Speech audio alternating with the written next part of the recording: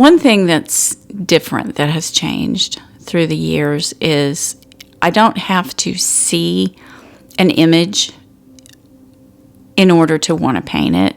I'm getting a lot more visual images from words than I used to. Words, like I mentioned, song lyrics and poems are worth writing down just for a phrase or, like I said, a snippet of lyrics or something like that. Just a string of words can give me a really good jumping off point for a whole painting. And that's really all I need. I used to, when I was a much younger artist, I used to think, how does an artist conceive of a painting like that? And now I know they don't conceive of it. At least I don't. Up front, I have a starting point, and for me, it's making a mark and responding to it, and seeing what happens as I work on the piece. Having a jumping off point that comes from a word or a phrase or a piece of a poem is now for me just as powerful as drawing in a sketchbook used to be.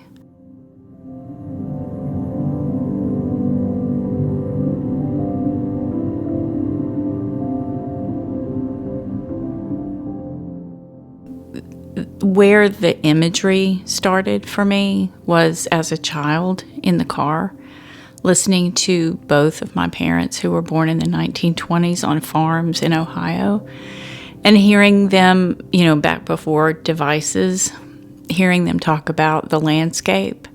And they would notice farmhouses and silos and dirt roads and cemeteries and churches and things like that. And it just gave me an awareness that the landscape had stories in it. I think some of it is very straightforward. The imagery that I gather sometimes comes from things that I have seen myself, things that I've driven past, and I sometimes would pull over to make a note, either in a sketchbook or on my phone. And now, as the years go by, that is also compounded with song lyrics that I've heard while I'm in the studio, or a poem I'm reading at night and I make a note on my phone. I just feel like I'm picking up things all the time.